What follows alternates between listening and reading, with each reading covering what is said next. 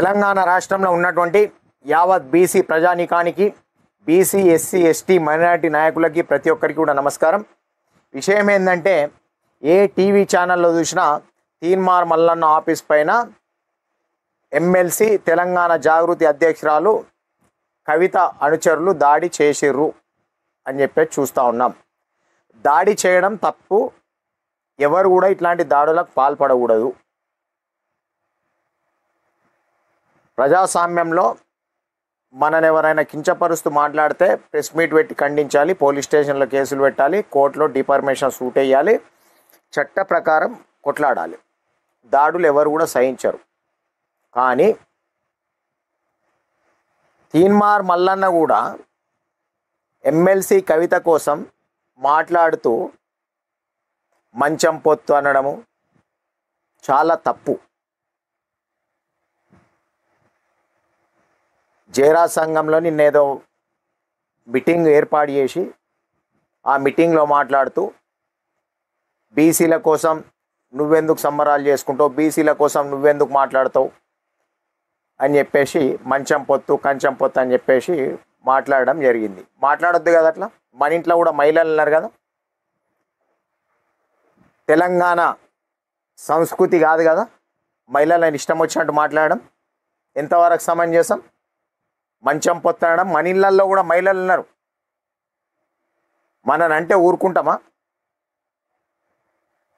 అనొద్దు, అట్లాంటి మాటలు మాట్లాడొద్దు కదా.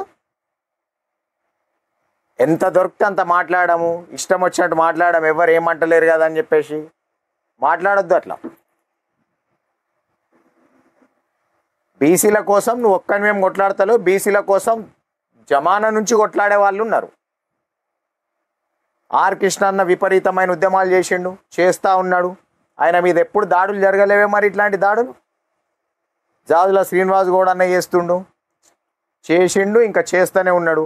ఆయన మీద ఎప్పుడు దాడి జరగలేదు? వాళ్ళందరూ చేస్తలేరా బీసీల కోసం ఉద్యమం? నువ్వు ఒక్కనివే బ్రాండాను? బీసీల కోసం ఎవరు ఉద్యమం చేసినా, ఎవరు సపోర్ట్ చేసినా మనం స్వాగతించాలి.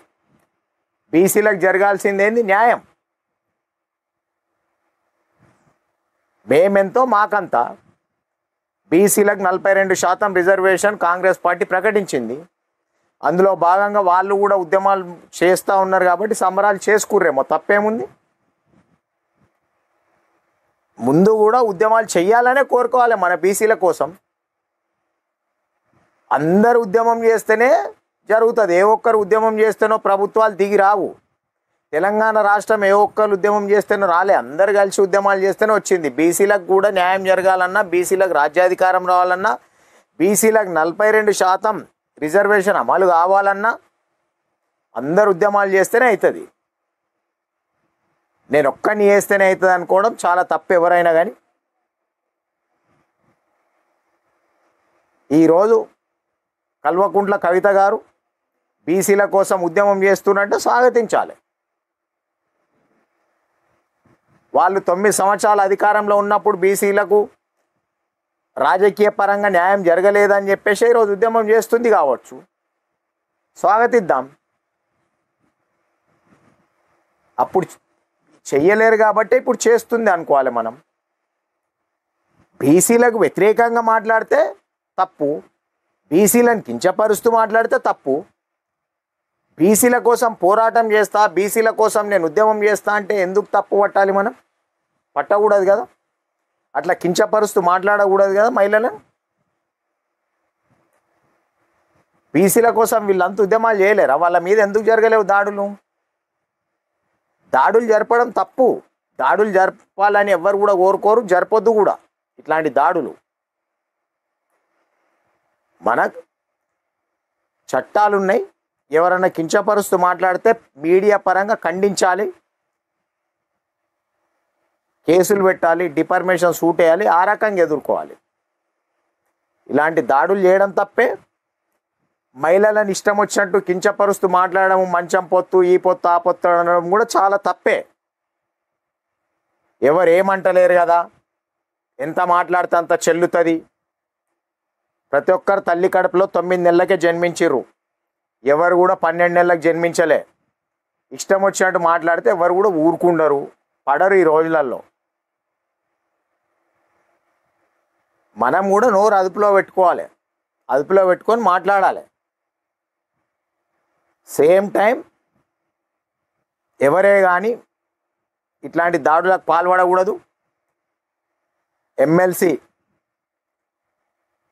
కవిత గారి మనుషులు కూడా ఇలాంటి దాడులు చేయకూడదు. జాగృతి అధ్యక్షురాలు కవిత గారికి తెలిసే చేసిర్రా తెలియక చేసిర్రా, కానీ ఇట్లాంటి దాడులకు పాల్పడకూడదు ఎప్పుడే కానీ. కాల్పులు జరిపే వరకు వచ్చింది ఫస్ట్ టైం.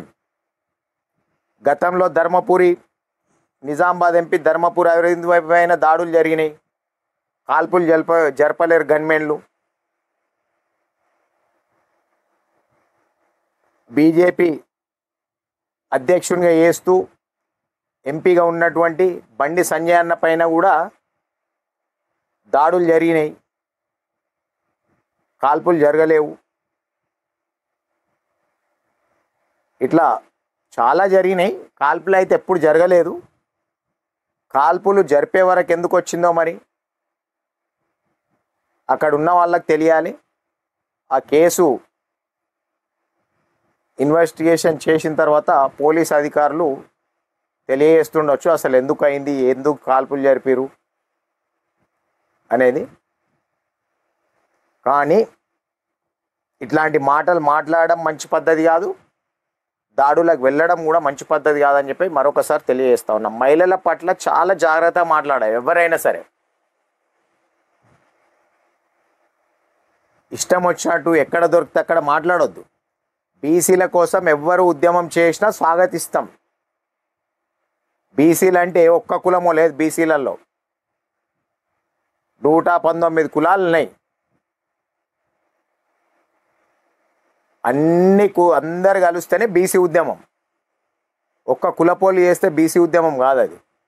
బీసీ ఉద్యమంకు రెడ్డిలు సపోర్ట్ చేసి రెడ్డిలు బీసీల కోసం ఉద్యమం చేసినా స్వాగతించాల్సిందే. వెల్మోళ్ళు బీసీల కోసం ఉద్యమం చేసి మద్దతు తెలియజేసినా స్వాగతించాల్సిందే. ఎవ్వరు చేసినా ఎవ్వరు మద్దతు తెలియజేసినా తప్పకుండా స్వాగతించాలి. నేనే బీసీల కోసం మాట్లాడతా, నాకు ఒక్కరికి హక్కు ఉంది, ఇంకెవ్వరు మాట్లాడకూడదు అనే అధికారం ఎవరికి కూడా లేదు. అందరు మాట్లాడతారు, అందరినీ స్వాగతించాలి. అప్పుడే బీసీలకు న్యాయం జరుగుతుంది. బీసీలకు వ్యతిరేకంగా మాట్లాడతలేదు కదా, బీసీలను కించపరుస్తలేదు కదా.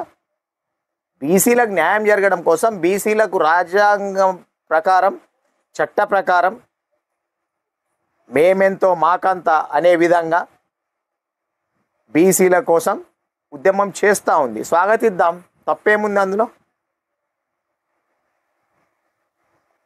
అంత ఘోరంగా కూడా కించపరచొద్దు. ఒక మహిళ మన ఇంట్లో ఆడబిడ్డలనంటే ఆమె కూడా ఒక మహిళ.